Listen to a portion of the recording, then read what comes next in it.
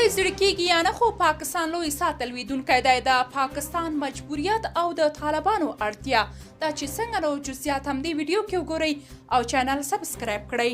پاکستان 20 کاله وړاندې پر افغان طالبانو خواري پیل کړه چې دوی ته ثمر وکړي. 20 کاله وروسته چې کله یې طالبان بریا ته ورسول، نو دا هیله وه چې د طالبانو له لوري به په لومړي سر کې د ډیورنډ مسله حل شي، د دوی فرمایشات به پر ځای شي او په دې توګه به افغانستان د پاکستان 5مه صوبه هم وبلل شي.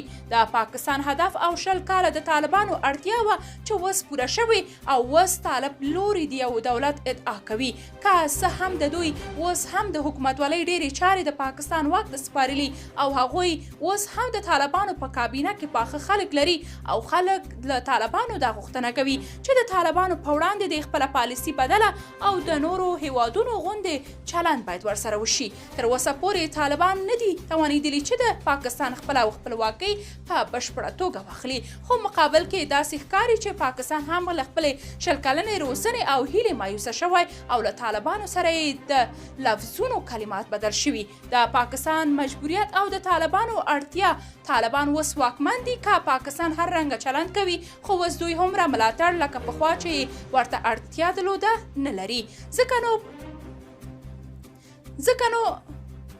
ځکه نو یې په برخورد کې بدلون رامنځته شوی او پاکستان لږ شان جدي چلند کوي. د پاکستان یوې خواته پاڼه او بلې خواته پړانګ دی.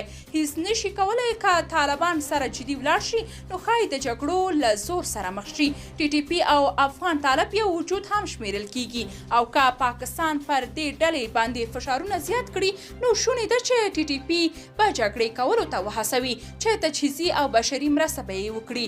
پاکستان خپل هلاکت په خوب ویني. په دې وروستیو کې ټي ټي پي او بي ال اي سخت مرګوني ګزارونه وکړل چې د 150 په شاوخوا کې پاکستاني عسکر یې هلاک کړل. درنو لیدونکو، تاسو د دې موضوع په اړه کوم نظر لرئ؟ کومنټ کې شریک او چینل سبسکرایب کړئ.